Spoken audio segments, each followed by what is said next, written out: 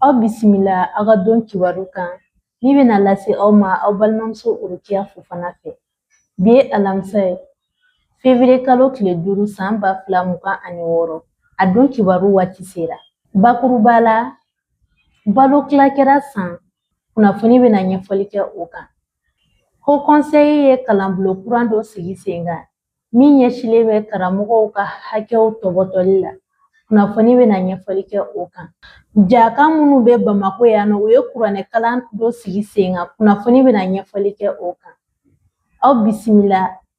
Kanta Media ka don kibaru kan. An ye seereya min sɔrɔ agence Kuba Voyage ale ka umradenw olu ka jigiyɔrɔ kɛrɛnkɛrɛnlen min n'a bɛ Saoudia jamana kan kɛrɛnkɛrɛnnen bolo ma Makka. Umra ye baara min ni agence Kuba Voyage n'a y'a labɛn kosɛbɛ walasa a ka umradenw kelen-kelenna bɛɛ lajɛlen u bɛ se ka lafiya cogo min na bato kɛcogo ɲuman na siyɔrɔ ko a ka diya dumuni ko. Seereya bolo ma ni hôtelba ninnu u bɛɛ lajɛlen bɛ haramu kɛrɛfɛla la ten cogo an yɛrɛ ɲɛ sera olu kan. Sunkalo umradenw olu bɛ jigin hôtel kɛrɛnkɛrɛnlen min kɔnɔ o de filɛ nin ye u bɛɛ lajɛlen bɛ haramu dakɔrɔla la ka fara san kalo 12 umraden minnu bɛ na olu fana bɛ jigin hôtel kɛrɛnkɛrɛnlen ma hôtel min a bɛɛ lajɛlen ni haramu de ka surun i bɛ bɔ da la i yɛrɛ ɲɛ bɛ maaw la seli la o seereyaw filɛ nin ye.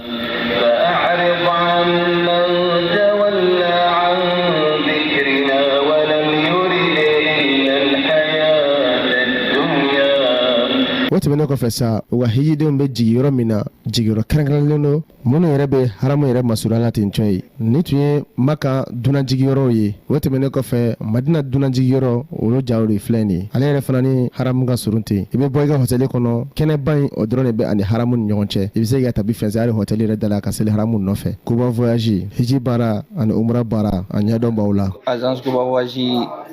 délégué don n'o ye Ahmed Traoré. Alhamdulilayi ne dara jama kan ka na n'u ye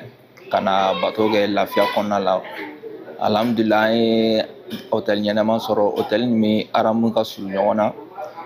a tuma dɔ la yɛrɛ i bɛ se k'i to i ka hôtel da la ka seli misiri fɛ n'a ka di yɛrɛ i bɛ taa haramu kɔnɔ. Alhamdulilayi bato kɛra ka ɲɛ kosɛbɛ hôtel min fana don c'est très luxe i bɔra dɔw yɛrɛ bɛ se k'olu seereya. Alhamdulilayi Kuba ye agence ɲuman de ye u ka umraw ka ɲi u ka surun haramu na Medine u ka surun haramu na Maka mɔgɔw bɛ dumuni kɛ mɔgɔw bɛ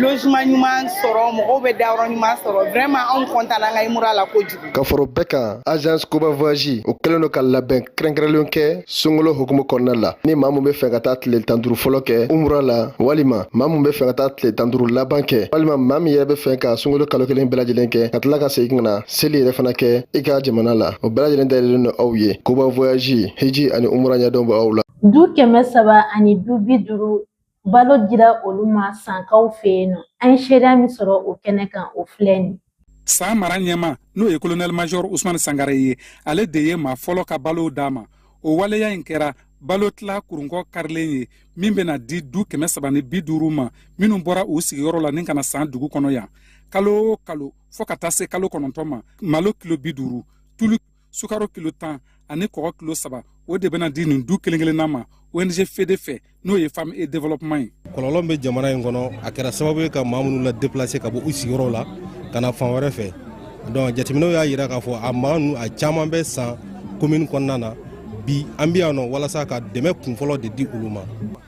An bɛ yan mɛnna a bɛ kalo 8 bɔ an bɛ yan an ma dɛmɛ sɔrɔ fɔlɔ ne nin tɛ mais nin dira an y'a diyara. Nin baɲumanya wale musaka bɛ taa fɔ $1,022 a n'a kunkanfɛn na jamana ɲɛmaaw tɔgɔ la mara ɲɛmaa ye foli kɛrɛnkɛrɛnnen kɛ ni ka ɲɛsin ONG FEDE a n'a dɛmɛbaaw ma. Nin dɛmɛ a dira minnu ma u mago b'a a la minnu fana b'a a di u ma u fana miiri bɛ u la mais k'a ɲini u fɛ u ka nin dɛmɛ in u k'a dun a dira u kama a kana bila sugu la ka taga feere donc olu ka dabila pour que minnu b'a di an ma olu ka se ka caman ɲini k'a lase an ma. Nin waleya in a bɛna kɛ jigisigiba ye nin du 350 in bolo nin kalo 9 in kɔnɔ. Haut Conseil ye kalanbulon min sigi sen kan min ɲɛsilen bɛ denmisɛnninw ka hakɛw latɔbɔtɔli la an ye seereya min sɔrɔ o kɛnɛ kan o filɛ nin. Walasa ka se ka denmisɛnninw ka hakɛ tɔbɔtɔ ka ladamuko ɲuman di u ma kalan ani yiriwa taasira ɲuman jira u la silamɛya diinɛ kɔnɔ o de ye nin lajɛ in sigikun ye min labɛnna Haut Conseil islamique a n'a dɛmɛba UNICEF fɛ ka d'a kan bi denmisɛn de ye sini maakɔrɔ ye diinɛ ye mun de fɔ denmisɛn ka ladamuko ɲuman kan. diinɛ mɔgɔw u ka u jɔyɔrɔ fa denmisɛnninw ka hakɛ tangali la donc an y'o bɛnkan sɛbɛn min kɛ nin ye a wale minnu bɛ bɛnkan sɛbɛn in kɔnɔ nin y'a wale kun fɔlɔ ye n'o sigilen don ka diinɛ ɲɛmɔgɔw former denmisɛnninw ka hakɛ la ɲɛmɔgɔ ka sariya ani Ala subhanahu wa ta'ala ka sariyaw min fɔra den minɛ cogo la ka an jɛɲɔgɔn fo n'o ye UNICEF mɔgɔw ye wa ko ŋunu ti san sɔrɔ juru kɔ u ye cɛsiri min kɛ hakilinaw la u ye cɛsiri min kɛ a nafalako ta fanfɛla la Ala ka u bɛɛ lajɛlen sara. An ka marabolo diinɛ ɲɛmɔgɔw bɛɛ lajɛlen n'an bɛ nin sigi in na waasa ka se ka faamuyaliba sɔrɔ nin kalansen in na. San o san dɔgɔkun kelen bɛ ta ka yuruguyurugu ɲɛfɔ denmisɛnw ani musow ye. An ye seereya min sɔrɔ o kɛnɛ kan o filɛ nin. Jɛkulu minnu sigilen bɛ yuruguyurugu kɛlɛli kama an ka jamana kɔnɔ olu ka fara ɲɔgɔnkan kulu CPLC bɛ dɔgɔkun kɛrɛnkɛrɛnnen min sigi san o san sifinw tɔgɔla yuruguyurugu kɛlɛliko la o tako 10 baaraw nun donna bi CCB kɔnɔ dɔgɔkun kelen kɔnɔ barokɛnɛw bɛna sigi Bamakɔ ani marabolo caman kɔnɔ ka musow ni denmisɛnw la faamuya yuruguyurugu walew yuruguyurugu kɛlɛcogo ani a kunbɛncogo la. Yuruguyurugu yɛrɛ kɛlɛli kuma a kun fɔ man di an ka jamana kɔnɔ an b'a daminɛ kuma min na mais bibi na baara caman bɛ kɛ yuruguyurugu kɛlɛli kuma kan organisation la société civile b'o kɛ an ka jamana ɲɛmɔgɔw yɛrɛ sen b'o o baaraw la sariyaden sɛbɛn kura minnu taara code pénal code de procédure pénale hali an ka sariya sunba yuruguyurugu kuma sɛbɛnnen bɛ a ɲangini kumaw sɛbɛnnen bɛ o bɛɛ kɔnɔ bibi na an bɛ se k'a fɔ anw ka baara in ni anw tilala san o san an bɛ communiqué final de kɛ o communiqué final kɔnɔ damakasikanw de b'a kɔnɔ donc an ka jamana ɲɛmɔgɔw b'o ta u bɛ baara kɛ ni a ye. Yuruguyurugu kɔlɔlɔ ka bon kosɛbɛ jamana ni jamana kɔnɔdenw kan yiriwa sabatiliko la kɛrɛnkɛrɛnnenya la musow ni denmisɛnw o kama ɲinan ta bilala hukumu min kɔnɔ o ye ka denmisɛnw bila yuruguyurugu kɛlɛli ɲɛfɛ. Ni ye yuruguyurugu kɔlɔlɔw jateminɛ i b'a ye k'a fɔ sifinnakaw olu ni yɔrɔ ka bɔ a kɔlɔlɔ la kosɛbɛ ka d'a kan yuruguyurugu bɛ se ka kɛ ni fɛn minnu ye o fɛn t'olu bolo waati caman u bɛ gɛlɛya sɔrɔ baarako la u bɛ gɛlɛya sɔrɔ hali ka nafolo yɛrɛ sɔrɔ ka se k'u bolo don u yɛrɛ ɲɛ baara dɔw la donc o kama an y'a ye k'a fɔ u ka kan ni dɛmɛ ye o kama an y'u dɛmɛ. Ɲinan an y'a ɲini ka fɔ de sifinnakaw k'u bila yɛrɛ yuruguyurugu kɛlɛli ɲɛma k'a kɛlɛ minɛnw d'u yɛrɛ ma u yɛrɛ k'a kɛlɛ u yɛrɛ k'a dɔn mun de don a kɔlɔlɔw mun de bɛ se olu ka siniɲɛsigi ma walasa u k'a kɛlɛ donc n'i tɛ se ka fɛn kɛlɛ n'i t'a dɔn i tɛ se ka fɛn kɛlɛ n'i kunnafoniyalen t'a kan an ka baara bɛ continuer hali bi ka jeunes kunnafoniya maa 20,000 an b'o de viser. CPLC ka nin dɔgɔkun kɛrɛnkɛrɛnnen in baaraw bɛna lawaleya Bamakɔ Kulikoro Sikaso Segu ani marabolo wɛrɛw kɔnɔ k'a daminɛ février kalo tile 3 la ka taa bila tile 10 na laɲini minnu bɛna kɛ o sigiw sen fɛ o bɛna kɛ gafe kɛrɛnkɛrɛnnen ye k'o lase jamana ɲɛmaaw ma. Jaka minnu bɛ an fɛ yan Bamakɔ o ye kuranɛ kalan min kɛ jamana ye an ye seereya min sɔrɔ o kɛnɛ kan o filɛ nin. Ni ye alikuranɛ kɛnɛ sigiko 7nan ye jakaw fɛ mun bɛ labɛn u fɛ ni sunkalo kalo jɔra. Ja ye mori kalanduguba ye kabini lawale k'a dɔn k'a fɔ ko jamana mago bɛ duwabu la. Ni y'a fɔ ɲɛmɔgɔ i ko kɔmɔ n'a ma ko to ɲɔgɔn ta la a bɛ gɛlɛya n'u ma hinɛ na a bɛ gɛlɛya donc fo k'a sɔrɔ an hinɛ b'u la an ka hɛrɛ bisa sira min fɛ u taara u donna o siraw fɛ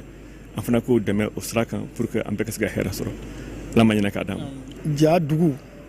barikaman don mɔri dugu don kalankɛ dugu don an ka président n'u y'an ka président kɔrɔ ye Seku Tarawele a ye jakaw bɛɛ fara ɲɔgɔn kan pour que an kana kuranɛ jigi ka dugawu kɛ jamana ye ka dugawu kɛ an ka dugu ye ka dugawu kɛ jamana kɔkanmɔgɔw bɛɛ lajɛlen an ye Yasunu siɲɛ 5 de kalan ka tila ka dagaliw kalan pour que ala ka hinɛ se an balimasuw bɛɛ lajɛlen ma ka tila ka jamana in barika ka jamana in kisi k'a tanga ka hɛrɛ kɛ jamana ye an ka dugu n'u ye ja ye ala ka ja kisi k'a tanga. An b'a fɔ maliyɛn bɛɛ an bɛ dugawu kɛ jagaw ye u ye ŋaniya ɲumanya min siri ka na k'an ka dugawu kɛ jamana ye jamana bɛ bolo min kan fɛn fɛn b'a bɔ o ye ala ye bɛɛ k'i da fara an kan an bɛɛ ka jɛ ka dugawu kɛ u ye ŋaniya ɲumanya min siri mali maliyɛn minnu bɛ mali kɔnɔ minnu bɛ mali kɔ kan an bɛ dugawu k'u bɛɛ ala ka hɛrɛ k'u bɛɛ ye. jakaw k'u b'a ɲini diinɛ ɲɛmɔgɔw fɛ k'u ka to ka nin kɛnɛ in sigi ka duwawu kɛ jamana ye barisa an bɛ yɔrɔ min na i komi bi ko jamana mago bɛ duwawu la.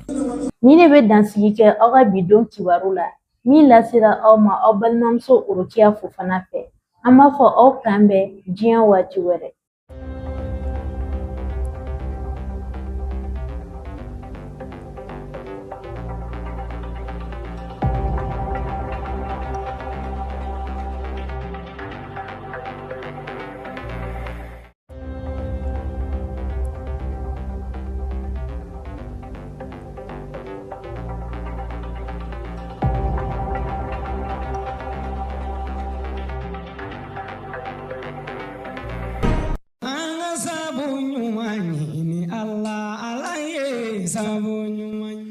Nin ye kibaruya duman ye ka ɲɛsin cɛlakaw ma aw minnu bɛ yen ni gɛlɛya bɛ aw kan dilanko nasira fɛ aw ka teli walima aw tɛ aw sago sɔrɔ aw bɛ se k'a fɔ tabarikala ala ni sabu ɲuman yɛrɛ barika la. Sabu ɲuman ye farafin jiri gɛlɛgɛrɛ ye kɔlɔlɔ tɛ minnu na u ka furaw ye suguya 2 ye a munta bɛ yen dunta fana bɛ yen walasa adamadenya ka se ka kɛ hakilisigi ni basigi la fo kɛnɛya ka lasabati. O kɛra sababu ye sabu ɲuman ye furudimi fura bɔ furudimi fura min bɛ kɛ sababu ye ka aw kisi dumuni yɛrɛ kɔlɔlɔ ma min ye koko ye inflexion ka se furudimi ma ale ni maa minnu bɛ ni kunkolodimi gɛlɛn bɛ u la sanga ani waati walima minnu bɛ n'u tɛ se ka sunɔgɔ sabu ɲuman ye wusulan bɔ wusulan min bɛ kɛ sababu ye ka se ka hakilisigi ni basigi la sabati aw ka ɲɛnamaya kɔnɔ. N'aw mago bɛ sabu ɲuman furaw la sɔrɔyɔrɔ kelen pe arajo ɲɛta Abdulayi Kanta fɛ yen a ka nɛgɛjuru sira 79 0D 77 13 walima aw bɛ se ka weleli kɛ 69 33 57 06. Ɲɛnɛmaya jɔsenba dɔ ye kɛnɛya ye sabu ɲuman ale ka laɲini ye ka se ka kɛnɛya di adamadenw ma. An ka sabu ɲuman ɲini Allah ye sabu ɲuman